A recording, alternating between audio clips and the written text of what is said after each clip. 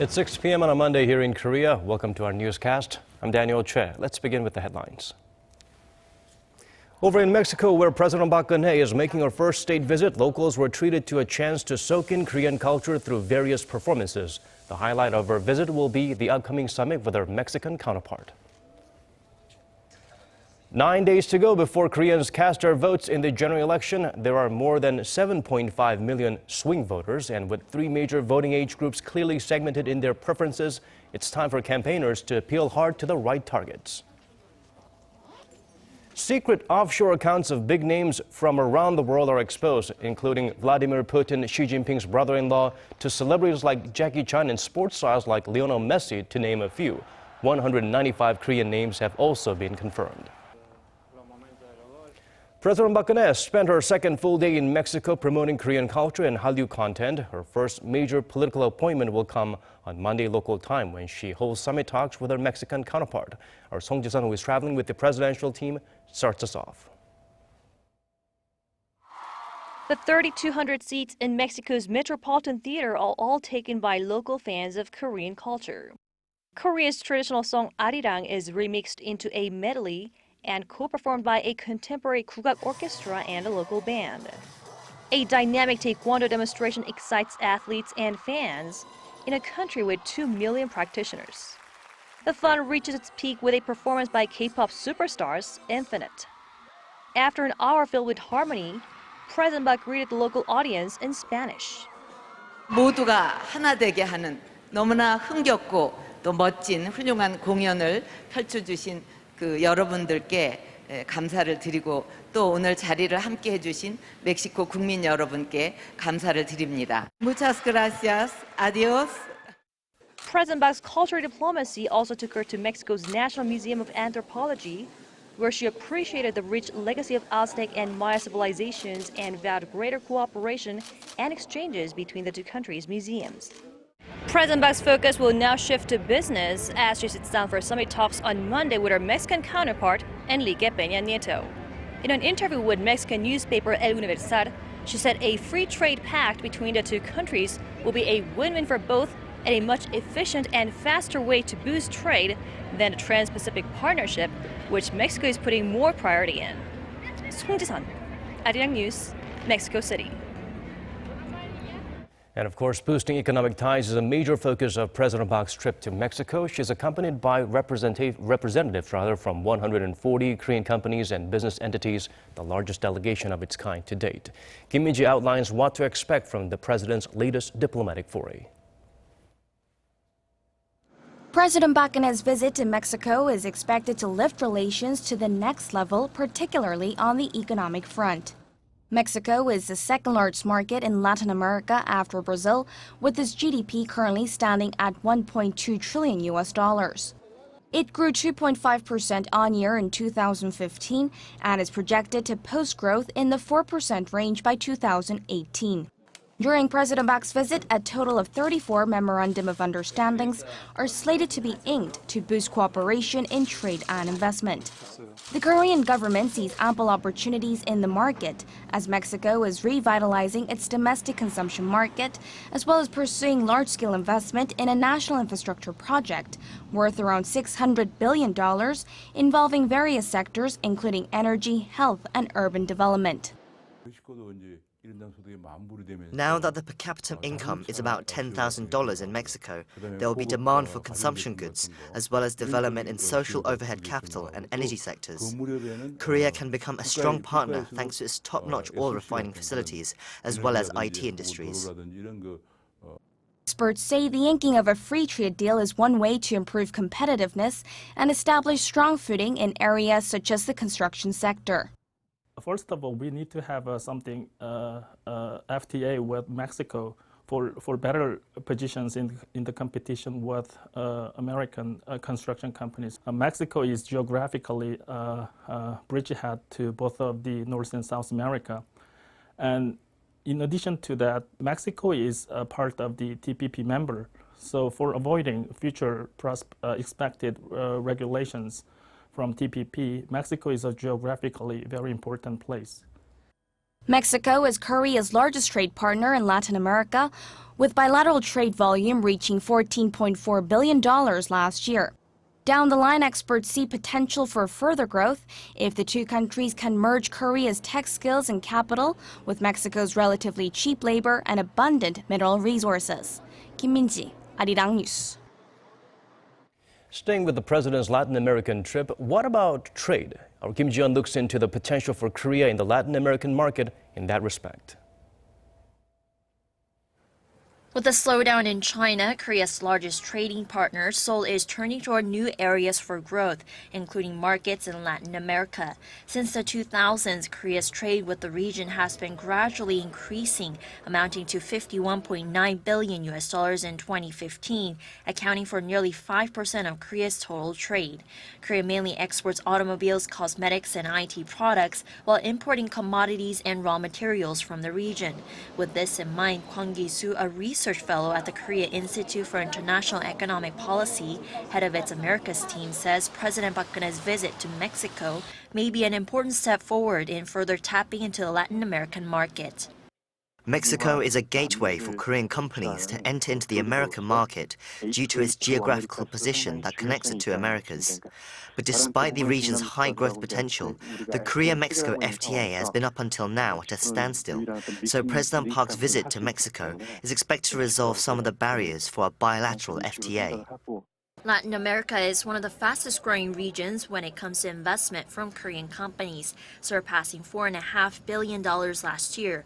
Korea signed a free trade agreement with Chile in 2002 and is looking to ink another FTA deal with Ecuador this year. Kim Ji-yeon, Arirang News. Less than 9 days to go until general elections here in Korea. Campaigning hard will prove crucial in swaying voters as Korea's election watchdog estimates millions are still undecided. Ji Myung-gil sheds light on how swing voters could be the make or break factor. The National Election Commission says that among the 42 million eligible voters, 7.5 million are swing voters with no specific party affiliation. A poll conducted by Gallup Korea from March 29th through 31st also showed that 72% said they would definitely vote on election day. That means roughly 25% or 7.5 million people have yet to decide which political party they will vote for. Recent factional strife within the ruling Saenuri Party and the opposition bloc's failure to form alliances were cited as the main reasons for the growing number of undecided voters. According to the Interior Ministry, the biggest voting bloc in terms of age are those in their 60s or older, 23% of all registered Korean voters, followed by voters in their 40s and their 50s. Political analysts say people in their 20s and 30s are critical of the government and the ruling Saenuri Party because of the employment crisis. People in their 40s were found to exhibit a tendency to vote based on practical concerns rather than conservative or liberal affiliations, as most have to shoulder the economic burden of educating children, supporting parents, and preparing for retirement amid job instability. However, people in their 50s and 60s that are economically stable tend to back the Conservative Party. Despite that fact, political parties generally devise campaign pledges targeting voters in their 20s or 30s or 50s and 60s, rarely coming out with strategies targeting people in their 40s. Ji Myung-gil, Arirang News. Moving on to our special series on election. In this installment, we break down constituencies in the nation's central regions. Here's Park Ji-won with the second of our four-parter.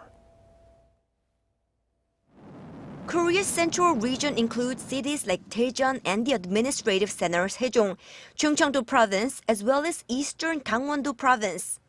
Together, they represent 35 parliamentary seats this election, or slightly less than 14% of the total 253 local seats.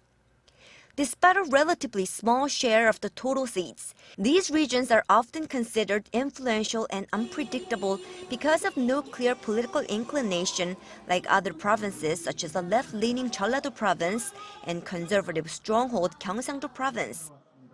Back in 2012, the ruling conservative Saenuri Party fared better by taking 12 seats at that time compared to the main opposition party's 9 seats in the cities of Daejeon, Sejong, and Chungcheong-do. The other 3 seats went to the Chungcheong-do-based conservative minority party, which no longer exists. With no parties representing Chungcheong-do province this time around, recent polls indicate that the ruling Saenuri Party will win 13 out of 19 constituencies. This is partly because opposition votes are divided, with new minor opposition People's Party in the mix, as we can see in Cheonan, one of the major cities in the central province, where ruling Saenuri Party's Park Chan-woo is leading both opposition candidates Han Tae-seon and Lee Jong-seol. But the main opposition Minju Party has been enjoying a strong showing in the 1.5 million strong city of Daejeon, where the Liberal Party is expected to win 4 seats out of 7 constituencies. In Yuseong-B district in Daejeon City, the main opposition Minju Party's 3-term lawmaker Lee Sang-min is edging out the ruling Conservative Party's Kim Shin-ho despite divided Liberal votes. Over in the east, Gangwon-do province, where about 3% of the Korean population resides, the ruling Conservative Party swept all 9 seats in the region 4 years ago. While a recent poll shows that the Conservative Party is expected to win most of the local seats, in Wonju-B district, one of the biggest cities in the province, the ruling Saenuri Party's Lee Kang-woo is in a tight race with main opposition candidate Song Ki-han. 2 candidates ran for the same seat 4 years ago when the ruling party's Lee defeated Liberal Song by a 2.5 percentage point margin. Park Ji-won, Arirang News. It's been roughly a month since the UNSC implemented its toughest ever sanctions against North Korea. Since then, Pyongyang has been lashing out with threatening rhetoric against the measures. But for the first time, it's hinted that it wants dialogue with the U.S. Kwon So-hwa has this report. North Korea has denounced the UN Security Council's resolution as anachronistic and self-destructive, saying it only serves to make North Korea even stronger and more self-dependent. This latest statement came through its National Defense Commission Sunday, which released its second statement on the matter since the unprecedented sanctions took effect in March. The commission also criticized the ongoing South Korea-U.S. joint military exercises. What's different this time is that North Korea seems to be seeking dialogue with Washington, as it urged the U.S. to come up with a solution to ease tension on the Korean peninsula, but through negotiations rather than sanctions and military threats. The South Korean government dismissed the remarks Monday and said now is not the time for talks. Right now, we have to focus on sanctioning North Korea for its wrongful acts. Our military and the government are responding in that regard. Some experts point to Washington's past under-the-table discussions with Pyongyang as a sign of its interest in peace talks, but others say a similar move is unlikely. South Korea has been firm on first denuclearizing North Korea, then holding peace talks, pressuring the North with the United International Front. As Seoul's close ally, there is a low chance that the U.S. would officially or publicly show its intent for talks with Pyongyang. The expert added the reason why Pyongyang could be considering a conciliatory gesture at this point is to try and tip the scales ahead of its rare Workers' Party Congress in May. Kwon So-hwa, Arirang News. UNSC Resolution 2270 passed unanimously to punish North Korea for its nuclear ambitions. Connie Kim looks into if the sanctions are hitting where it hurts, as well as how much will it take before the reclusive regime feels the effects of those measures. More than a month has passed since the United Nations imposed the heaviest sanctions on North Korea to date, following its nuclear and long-range ballistic missile tests earlier this year. Many have been wondering about the impact of sanctions on Pyongyang, but South Korea's Unification Ministry says it's too early to assess effectiveness. It seems too early to gauge the effects on North Korea. For example, data on exports and imports is from precisely a month since sanctions were imposed. The North Korean economy is expected to take quite a hit, as 45% of the North's total exports to China include anthracite coal and iron ore, which the UN banned Pyongyang from exporting. In addition, Beijing, North Korea's most important ally, blacklisted 31 North Korean vessels in accordance with the UN Security Council. China's pressure on the North is expected to continue as Chinese President Xi Jinping pledged that Beijing will fully implement North Korea's sanctions during his meeting with his U.S. counterpart Barack Obama at a nuclear summit in Washington last week. North Korea has been defiant and continued its belligerent rhetoric ever since the UN sanctions were announced. Pyongyang fired short and mid-range missiles and continues to jam GPS signals in the south to protest the sanctions slapped on the regime. In a possible indication that the sanctions are taking a toll, the North noted the possibility of a second arduous march, a propaganda campaign used by Pyongyang in the 1990s to overcome famine that killed more than 3 million people. Government officials and experts on North Korea expect it to take at least 3 months for UN sanctions to impact the North Korean economy. Meanwhile, there are reports of North Korean trading companies smuggling cash near the North Korea-China border, indicating loopholes exist in North Korea's sanctions. Connie Kim, Arirang News. A massive data leak that rattled the world on Sunday exposed they have rich and powerful who hide the money. The so-called Panama Papers leaked from the Panamanian law firm Mossack Fonseca details offshore accounts of world elites, including the Chinese leader Xi Jinping and Russian President Vladimir Putin.